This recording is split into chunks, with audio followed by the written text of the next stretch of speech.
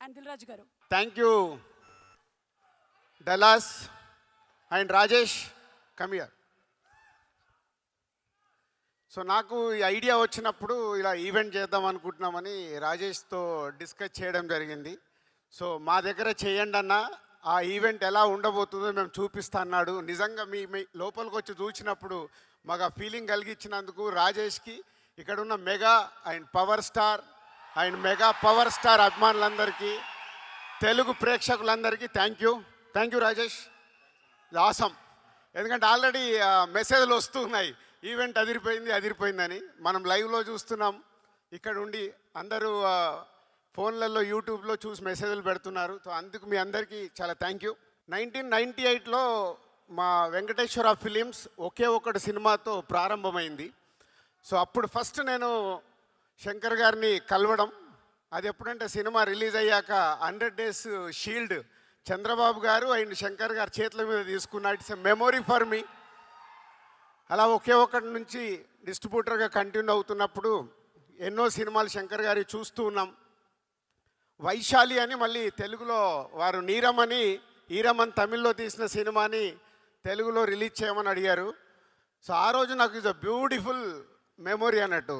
నేను ముందు కూర్చొని సినిమా చూస్తుంటే నా వెనకాల శంకర్ గారు ఒక ఆడియన్ లాగా వెనకాల కూర్చొని నాకు సినిమా చూపించాడు.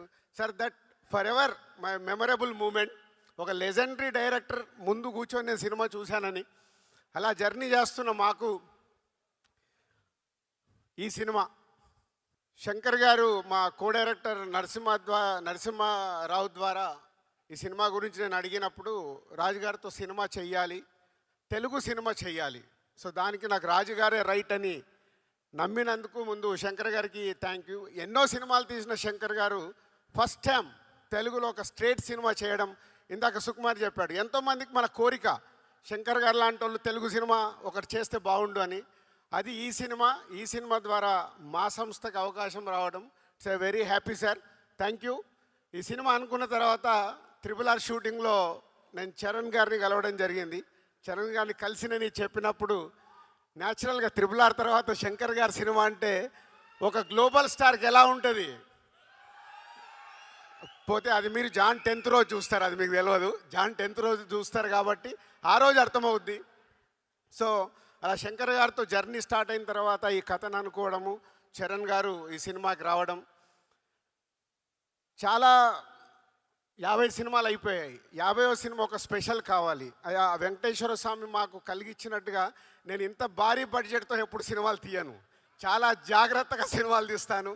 ఫస్ట్ టైం 50th ఫిలిం, ఒక భారీ బడ్జెట్, ఒక పాన్ ఇండియా ఫిలిం, ఒక గ్లోబల్ స్టార్తో తీయడం అనేది అది శంకర్ గారు ఇచ్చిన మాకు అవకాశం. సో ఆ జాన్ 10th కోసం ఇవన్నీ పట్టుకొని కూర్చున్నాను. ఒక జర్నీ స్టార్ట్ అయిన తర్వాత చాలా కోవిడ్ వచ్చింది, మళ్ళీ షూటింగ్ మొదలైంది, కోవిడ్ వచ్చింది. ఇందాక మీరు దోప్ సాంగ్ చూసారు, అందరు మాస్క్లు వేసుకొని ఉన్నారు. సో అలా big journey about game changer with Shankar garu. Sir thank you. మనం ఎంత కష్టపడ్డా ఏమి చేసినా మేము మీ దగ్గరికి వెళ్ళి వచ్చే అప్లాజ్ గురించే వెయిట్ చేస్తాము. ఇప్పుడు మీకు దోప్ సాంగ్ ఎలా ఉంది?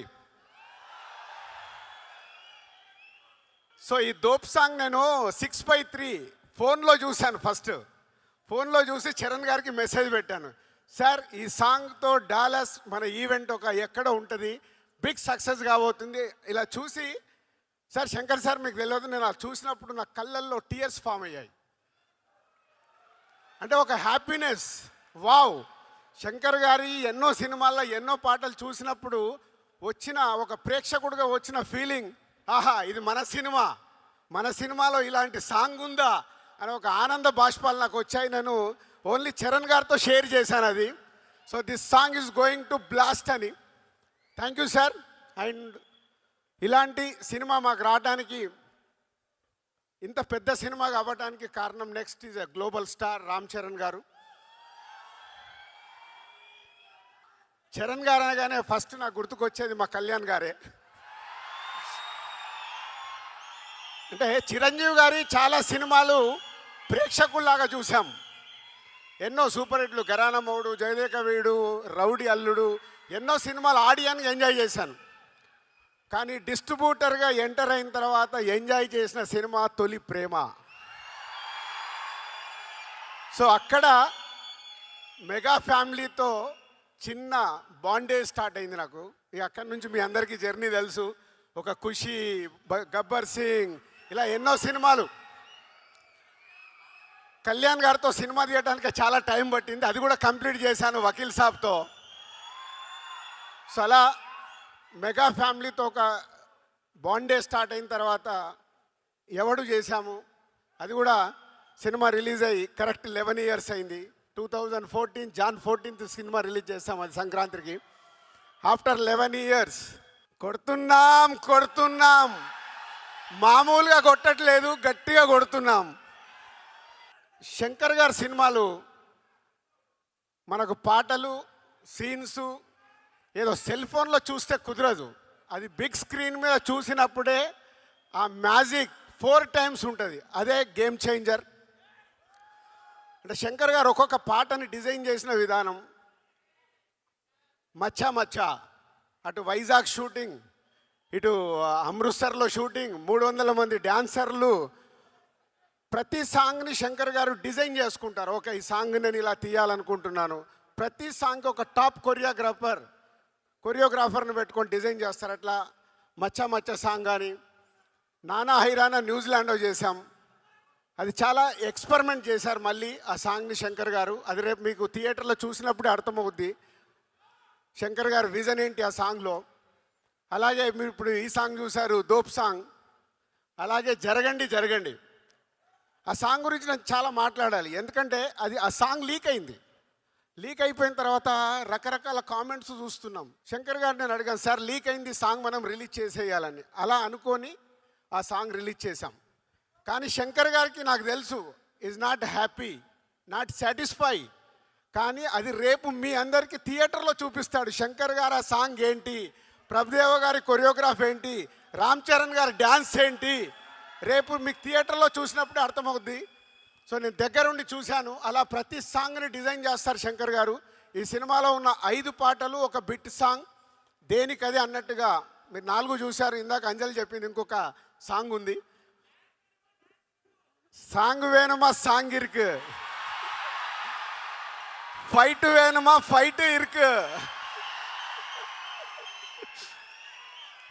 హీరో వీళ్ళని సూర్య అండ్ హీరో గారికి క్లాప్స్ వేணுమా క్లాప్స్ ఇరుకు. సో సంక్రాంతికి సూపర్ హిట్ ఇరుకు. సో అలా రామ్ చరణ్ గారు అండ్ సూర్య గారి మధ్యలో జరిగే సీన్స్ మన తెలుగు రాష్ట్రాల్లో చాలా ఇన్సిడెంట్స్ చూస్తున్నాం.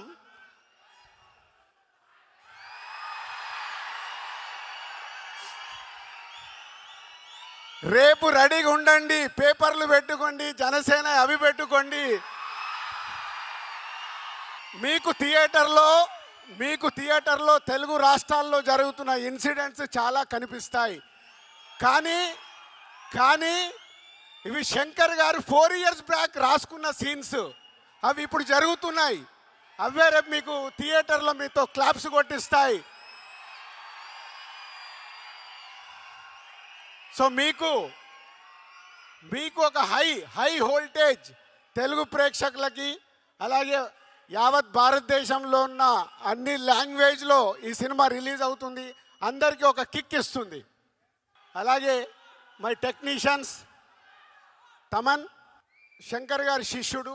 ఇందాక అందరం చూసాము, ఒక్కొక్క సాంగ్ని డైరెక్టర్ గారితో కూర్చొని డిజైన్ చేశారు సౌండ్ పరంగా.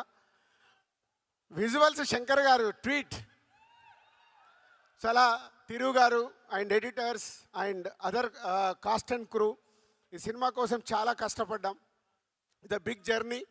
ఆ జర్నీ ఎలాంటిదంటే స్టార్ట్ అయిన దగ్గర నుంచి జనవరి 9 వరకు వదిలిపెట్టకుండా నడిపియాల్సిన బాధ్యత నాది. నడిపిస్తూనే తీసుకొస్తున్నాను. అలా నా వెనకాల ఉన్నందుకు టీం అందరికీ హ్యాట్స్ ఆఫ్. ఎక్కడ కూడా ఆ ఎనర్జీలు వదిలిపెట్టకుండా లేదు, శంకర్ గారు అనుకున్న సినిమా రావాలి. ఎందుకంటే హీరోలకి, డైరెక్టర్లకి, ప్రొడ్యూసర్లకి అందరికీ సక్సెస్లు వస్తాయి, ఫ్లాప్స్ వస్తాయి. ఇండస్ట్రీలో చూడండి కాదు, కొట్టినప్పుడే దాని వర్త్ తెలుస్తుంది. అలా ఈ సినిమాని పట్టుకొని నడిపించారు శంకర్ గారు. ముందుండి మొత్తం టీం అందరూ ఆ ఎనర్జీతో ఇంకా వర్క్ చేస్తున్నారు. జాన్ 10th మీకు ఒక అద్భుతమైన సినిమా చూపించడానికి దానికి హోల్ టీమ్కి ప్రత్యేకంగా thank you very much, thank you. And specially Dallas thank you. First ఒక తెలుగు సినిమాకి ఇందాక అనిల్ సుంకర్ గారు చెప్పారు, ఫస్ట్ ఒక తెలుగు సినిమాకి ఇలాంటి ఈవెంట్ చేయడం మళ్ళీ ఈ గేమ్ చేంజర్తోనే గేమ్ చేంజ్ అయింది. ఎందుకంటే అంతా మీరే చేశారు సుమా గారు, అంతా వీళ్ళే చేశారు, అంతా మీరే చేశారు. ఎందుకంటే మిలియన్ల రెవెన్యూ తెలుగు సినిమాకి ఇస్తుంది మీరు. కాబట్టి మీ దగ్గర ఈవెంట్ జరగాలనే ఆ సంకల్పం మాది. ఆ సంకల్పాన్ని సక్సెస్ చేసినందుకు మీ అందరికీ thank you very much. And my boy, my brother, ఏదన్నా తక్కువే మా సుక్కుని. ఒక ఆర్య సినిమాతో మొదలై ఆర్య అప్పుడు నేను సుక్కుని ఇంట్రడ్యూస్ చేయడం కాదు, ఇద్దరం కలిసి జర్నీ మొదలు పెట్టాం. అది ఒక అద్భుతమైంది. ఆ అద్భుతం ఈరోజు మనకు ఒక అద్భుతమైంది సుకుమార్ అనే వ్యక్తి ద్వారా. ఇవాళ ఆల్ ఇండియాలో మన సుకుమార్ పేరు చెప్తే వా అనుకునే రేంజ్లో ఉన్నందుకు ఈరోజు మేము పిలవగానే ఇక్కడికి వచ్చినందుకు thank you Sukku and Buchibabu and Anil గారు అండ్ సతీష్ గారు అందరికీ thank you very much, thank you.